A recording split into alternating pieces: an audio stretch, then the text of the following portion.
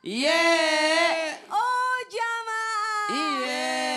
Alhamdulillah. Masih dengan tema kita sesal di dunia bisa diperbaiki. Sesal di akhirat nggak guna lagi. Subhanallah. Sebelum lanjut belajar bersama dengan guru-guru kita saksikan dulu yuk tayangan yang berikut ini. Kaget saya. Merayu anak buat berangkat sekolah susah ya. Susah? Iya. Oh mohon maaf. Anak-anak saya 4 tidak ada yang saya rayu untuk ke sekolah. Kenapa nggak Ustadz rayu? Semua anak-anak saya 4 ini semua pada mau berangkat sekolah sendiri. Masya Allah. Malas dia minta, Abah saya mau sekolah di sini, saya mau sekolah. Masya Allah kok bisa sih Ustadz? Bahkan dia nyesel. Memang anak ibu aja, aku anak enggak. Masa? Iya. Jadi Salah sasaran deh. Salah sasaran, ibu salah sasaran Subhanallah. nanyanya. kasih tepuk tangan dulu dong Bu. Ibu dengan Ibu siapa Bu? Ibu siapa Bu? Fatmawati. Ibu Fatmawati, Ibu Masya dari Allah. Semarang. Oh, dari Semarang. Cantik Semarang. banget ngomongnya lembut banget ya Ibu Fatmawati ya. Oke silakan kembali ke Lembutnya tempat kayak duduk. saya kalau ngomong ya. Iya banget kayak Ustadz Maulana banget. Makasih ya, Ustaz. Iya Makasih, ya Allah Ustadz Ustadz Maulana. Ya. Itu gimana sih kalau misalkan anak-anak itu sekarang itu memang kadang-kadang aduh Ya. susah dikasih tahu eyel-eyelan. Makanya kita tanya Ustaz Sam. Ah. Silakan Ustaz Sam. Iya, karena salah sasaran katanya kalau ke Ustadz Maulana. Baik, bismillahirrahmanirrahim. Tabe guruku Ustadz Maulana Habib Utsman Kacaca serta guru-guru kami dimuliakan Allah Subhanahu wa taala. Al-Qur'an surah Thaha ayat 125. A'udzu billahi minasy syaithanir rajim.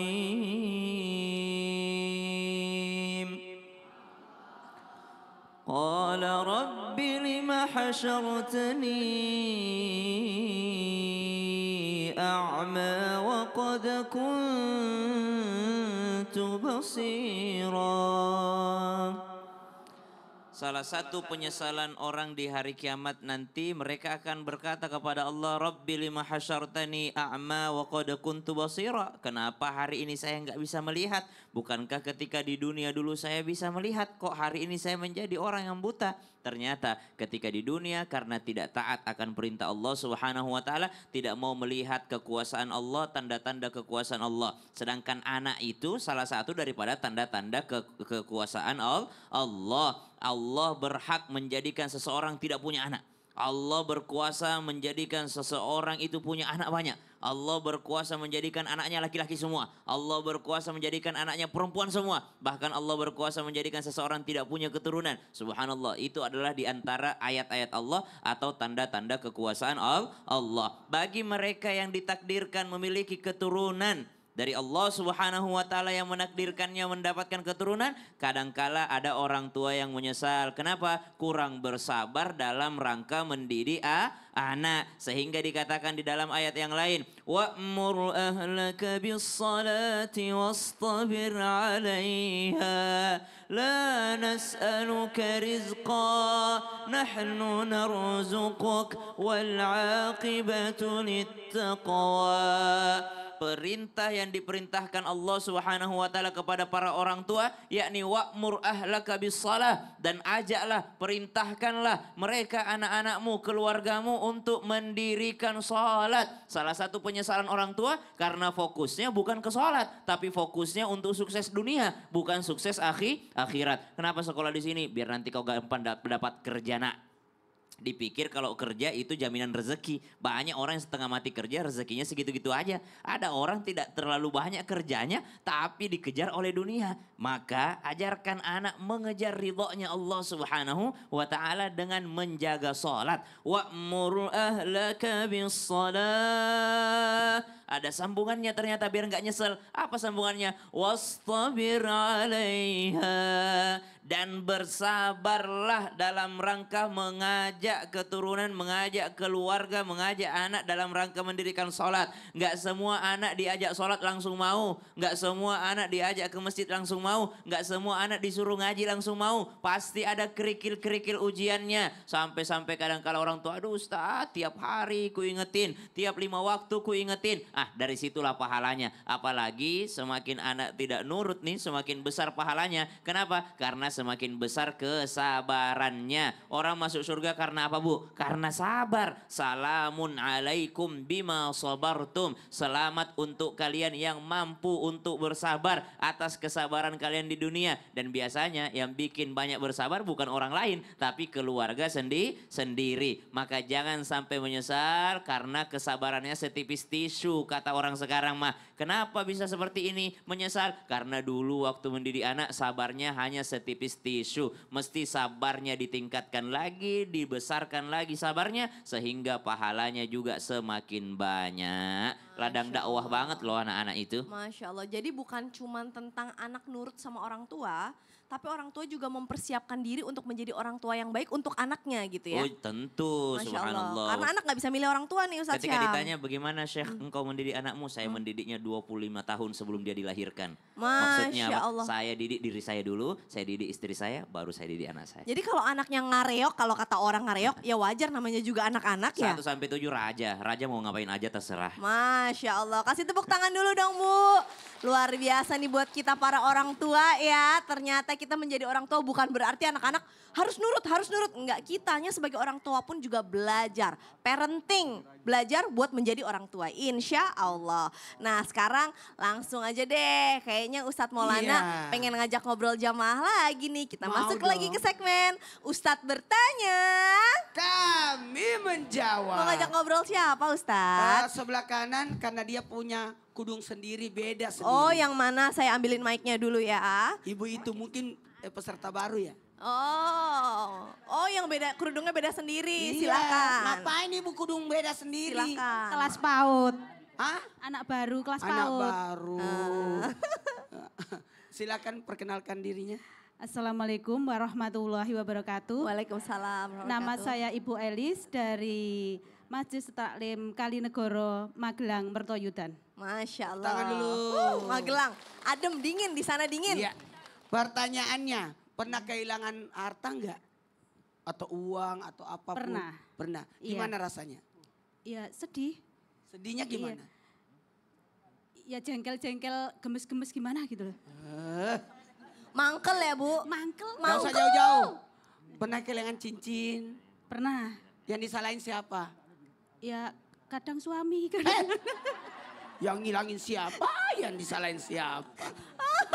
Terima kasih Ibu. Iya. Terima kasih. Kenapa sih Ustadz Maulana bertanya seperti itu Ustadz? Karena gini, ada penyesalan di hari kemudian perihal tentang kehilangan. Subhanallah. Lanjut ya Ustadz dalam Oke, tausiah silahkan. Izin Habib dan Ustazam. Masya Allah tabarakallah, ketahuilah. Jangan pernah menyesal karena hilangnya harta di dunia. Tapi ada penyesalan yang lebih besar.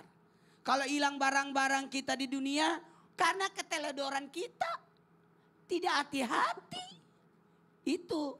Jangan salahkan orang. Salahkan diri kita karena teledor. Begitu pula penyesalan berkaitan dengan harta di akhirat. Banyak hartanya tapi tidak digunakan. Banyak hartanya tapi tidak dimanfaatkan.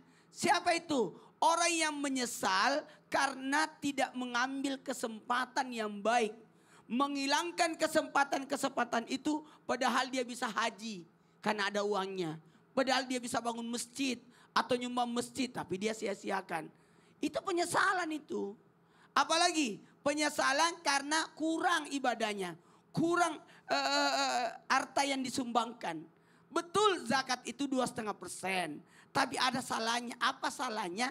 Kita menambah 2,5% jadi 5% sebagai tambahan. Ada namanya infak. Apa salahnya kalau kita tambah lagi jadi 5% lagi? Namanya sedekah. Jadi total keseluruhan 10%. 30, 10. Itu udah 3. 30, 10. Apa salahnya? Kata Sayyidina Umar, aku mau nyumbangin semua hartaku.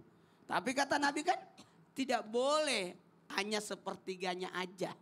Karena sepertiga pertama untuk keluargamu, sepertiga kedua untuk dirimu. Dan sepertiga yang ketiga, kau simpankan untuk dirimu masa depanmu. Dari sini kita bisa belajar, Islam itu mengajarkan kita untuk nabung. Jamaah, Yeay. Tapi bukan hanya nabung sekarang, tapi nabung. Karena kita jangan sampai meninggalkan dalam keadaan ngemis. Jangan sampai merepotkan orang.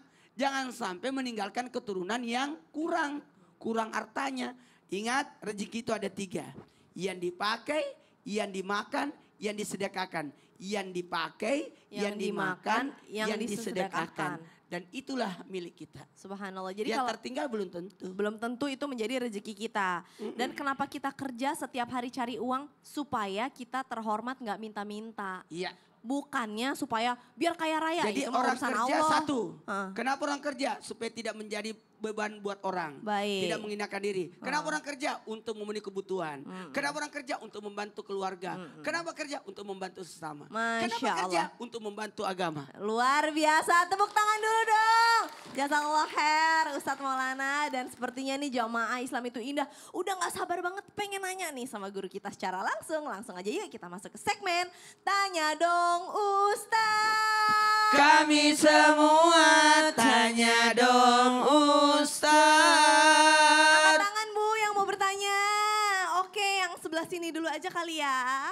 Yang dari Semarang lagi ya silahkan.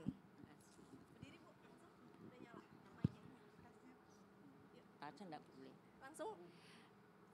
Bismillahirrahmanirrahim. Assalamualaikum warahmatullahi wabarakatuh. Waalaikumsalam warahmatullahi wabarakatuh.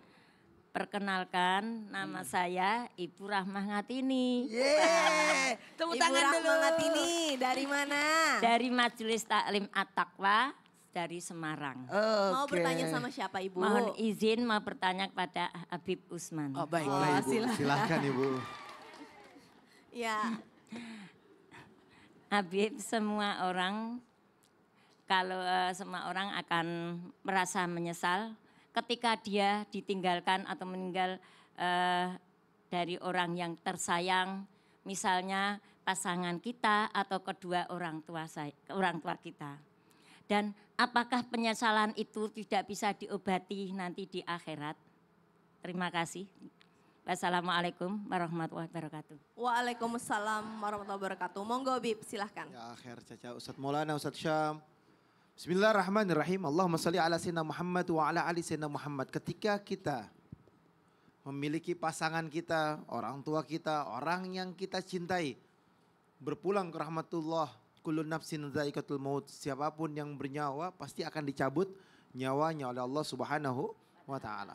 Ketika dia berpulang ke rahmatullah, apakah kita bisa berjumpa dengannya? Apakah ada kebahagiaan bersama dengannya?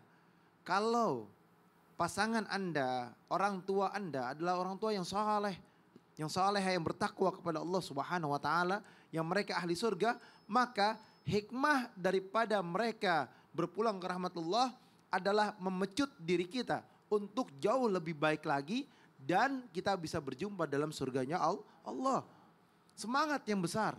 Kita tahu bahwasanya memiliki orang tua, memiliki keluarga, kerabat yang berpulang ke rahmatullah. Sebagaimana kemarin ada badai tahun atau badai COVID-19. Banyak yang berpulang ke rahmatullah yang mereka meninggal dalam keadaan syahid. Maka apakah bisa di antara kita berjumpa dengan mereka dalam keadaan syahid? Ayo beribadah kepada Allah. Dekatkan diri kepada Allah Subhanahu wa taala dan tentunya la tahzan. Janganlah kalian bersedih. Innallaha ma'ana. Sungguhnya Allah bersama kita. Bahwasanya Ibnu Umar berkata dengan kalimat yang indah, aku bersama Rasulullah sallallahu alaihi wasallam. Lalu Ansar mendatangi Rasulullah sallallahu alaihi wasallam, dia memberikan salam kepada Nabi Muhammad sallallahu alaihi wasallam. Ditanya, mukmin mana yang paling baik? Maka jawabannya Rasulullah adalah mukmin yang memiliki akhlakul karimah. Bil akhlakil karimah. Lalu dia kembali lagi Ansar ini bertanya kepada Nabi Muhammad SAW. Ditanya dengan kalimatnya, yang paling banyak kecerdasan dimiliki seorang hamba adalah mempunyai sifat apa? Yakni memiliki sifat mengingat kematian. Mati itu pasti, mati itu akan terjadi kepada siapapun. Jadi orang yang paling cerdas, kata baginda Nabi Muhammad SAW adalah mereka yang banyak mengingat kematian. Dan orang yang paling banyak mengingat kematian adalah mereka yang mempersiapkan dirinya berjumpa dengan Allah Subhanahu wa taala membawa amal sebanyak-banyaknya. Dan mereka yang paling banyak mengingat kematian adalah mereka yang mengerti, memahami dunia sebentar, akhirat adalah negeri yang kekal abadi. Al-akhiratu khairul laka minal ula. Kalau dia paham bahwasanya akhirat negeri yang abadi, dia mengumpulkan amal ibadah sebesar-besarnya, sebanyak-banyaknya untuk beribadah kepada Allah Subhanahu wa taala dan berharap meninggal dalam keadaan husnul khatimah. Amin, ya Allah. Itu hamba yang cerdas mempersiapkan bekalnya untuk kematiannya. Banyak-banyak ingat tentang kematian setiap Betul. harinya ya Bib ya. Masya Allah, tabarakallah, jazakallah khair Habib. Kasih tepuk tangan dulu dong Bu. Sekarang siapa lagi yang mau bertanya boleh angkat tangan. Boleh angkat tangan, siapa yang mau bertanya angkat tangan Bu. Yang dari Semarang udah, sekarang gantian kali ya yang pinky-pinky. Siapa ya, silahkan Ibu. Assalamualaikum warahmatullahi wabarakatuh. Waalaikumsalam warahmatullahi wabarakatuh. Perkenalkan, nama saya Ibu Handayani dari Majelis Taklim Pengajian Ibu-Ibu Kalinegoro, Magelang. Oke. mau Izin bertanya sama siapa, bertanya dengan Ustadz Syam. Ibu? Ustadz Nggih, Syam, Bu. silahkan. Apakah penyesalan itu merupakan anugerah dari Allah Subhanahu wa taala? Itu yang pertama. Berikutnya, apakah penyesalan itu semuanya adalah buruk? Yang ketiga, apakah penyesalan itu masih bisa diperbaiki besok di akhirat? Terima Masya kasih. Allah, tabarakallah. Assalamualaikum warahmatullahi wabarakatuh. Waalaikumsalam Masya Allah, warahmatullahi wabarakatuh. Ibu waalaikumsalam pertanyaannya wabarakatuh. cerdas sekali sini. Satu. Satu, dua, tiga. Apa satu tadi? Satu tadi adalah apakah penyesalan itu Merupakan anugerah dari Anugerah. Allah Yang Subhanahu wa kedua? taala. Yang kedua, apakah semua penyesalan itu buruk? Buruk. Yang ketiga. ketiga, apakah penyesalan itu masih bisa diperbaiki besok di akhirat? Nggak kayak itu jawabannya. Makanya rajin pengajian. Baru Baik. daftar dia. Mohon izin guru-guru kami Silakan, dilakukan Allah Ustaz Subhanahu wa Syam. taala. Terima kasih Ibu pertanyaannya. Al-Qur'an surah At-Taubah ayat 117. A'udzu billahi minasy syaithanir rajim. Laqad taballahu 'alan nabiyyi wal muhajirin wal ansar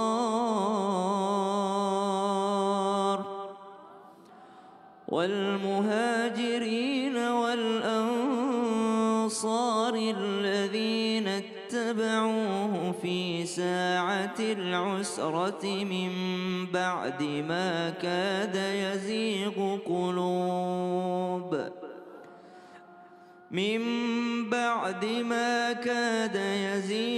قلوب فريق منهم ثم تاب عليهم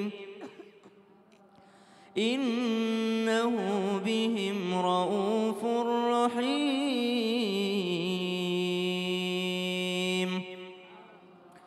Maka karena ibu bertanya 3 pertanyaan, kita ceritakan tentang 3 orang. 3 orang ini adalah orang yang diceritakan di dalam Al-Quran surah At-Taubah ayat 117 dan 118. Wa 'ala thalathatil ladzina khulifu. Pada saat itu Nabi SAW bertobat kepada Allah Subhanahu wa taala dan orang-orang Muhajirin serta orang-orang Ansar yang ternyata pada saat itu Rasulullah mengizinkan para sahabat yang lain untuk tidak ikut berperang, padahal Allah tidak merestuinya. Kemudian ada 3 orang yang benar-benar tidak ikut berperang. Dia 3 orang ini yang tidak ikut dengan Nabi SAW akhirnya dipandang tidak enak sama sahabat yang lain. Tidak ikut berperang, tidak ikut Nabi SAW.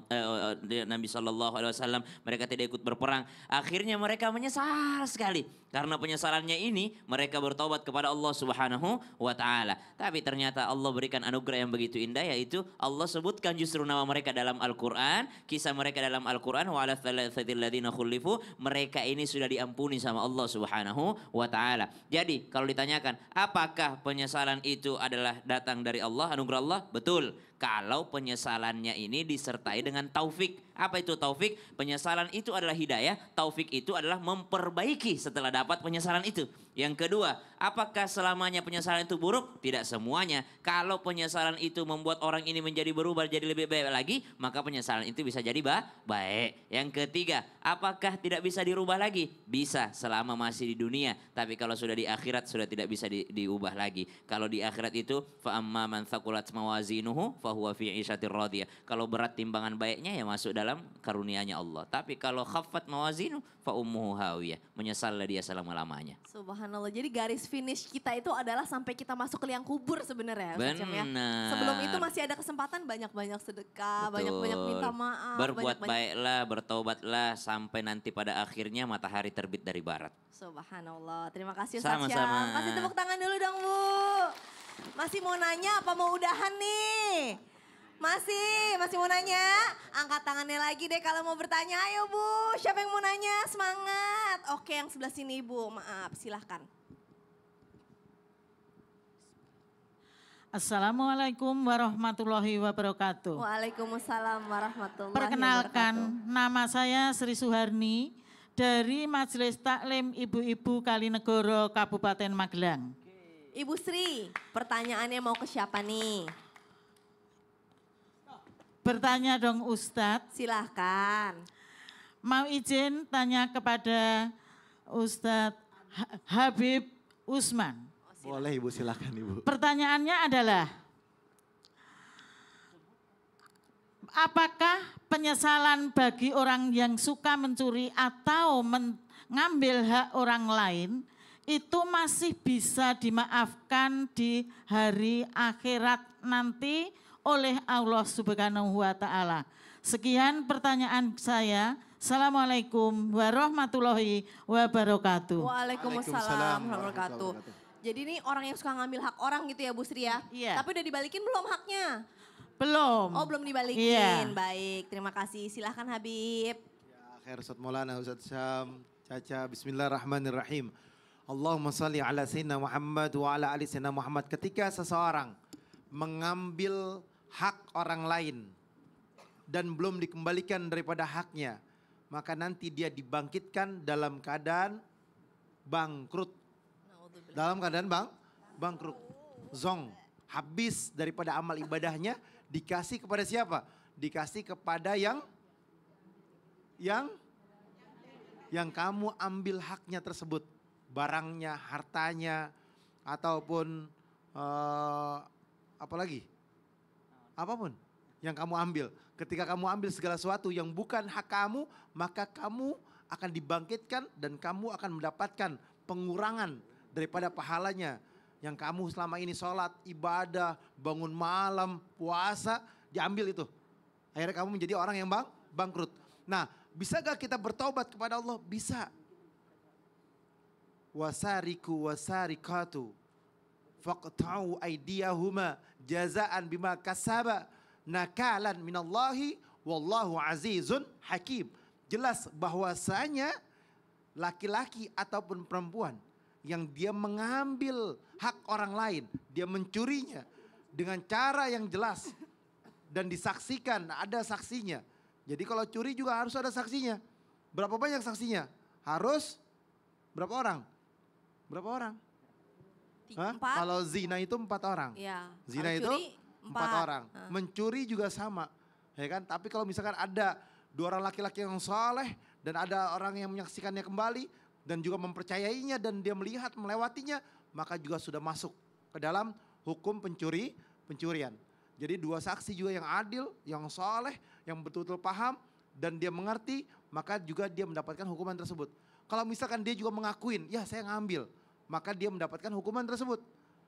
Dan ketika orang yang mengambil itu dia bertobat, minta ampunan kepada Allah, ya kan? Maka Allah terima tobatnya. Tapi kalau dalam hukum Rasulullah SAW, dalam hadis dijelaskan dalam syariat agama, maka potonglah tangannya, ya kan? Maka faqtu' aydiyahuma, maka potong daripada tangan yang orang siapa? Orang yang mengambil apa? Mengambil milik orang lain, dia mencuri, dipotong tangannya. Dan Allah Subhanahu wa Ta'ala menghapus daripada dosanya. Sebagaimana seorang yang melakukan pencurian, dia bertanya kepada Rasulullah, ya Rasulullah, aku sudah mencuri dan aku sudah dipotong tanganku. Apakah aku diterima tobatnya sama Allah? Kamu seperti seseorang yang baru lahir, seperti seorang yang baru lahir. Karena apa? Karena itu hukuman bagi mereka pencuri dan diampuni oleh Allah dosa-dosanya. Tapi hukumannya berat. Ayo jangan curi, jangan mengambil yang bukan haknya. Di sini juga hukum negara, ada aturannya. Dia mengambil yang bukan haknya, dia bisa dipidana. Tapi kalau dalam syariat agama, syariat Islam, kita kalau lihat di Mekah ataupun di Madinah ada tempat penghukuman. Mereka ada yang dipotong, ada yang dikisos dan lain sebagainya. Oleh karena itu minta ampunan dan tobat kepada Allah. Subhanallah. Kadang-kadang tuh kita ngambil hak-hak orang yang kadang-kadang gak kelihatan tuh ya Bib. Misalkan lebihan-lebihan kembalian, uang-uang parkir yang sebenarnya itu bukan punya kita tapi kadang diambil. Nah, minta ikhlasnya. Oh subhanallah. Pokoknya jangan sampai deh kita ngambil yang bukan menjadi hak kita. Na'udzubillahimin dzalik. Jangan sampai zolim sama orang lain. Nah Jamaah Islam itu Indah. Habis ini kita masih lanjut belajar bersama dengan guru-guru kita. Jadi jangan kemana-mana, tetap di Islam itu Indah. Jamaah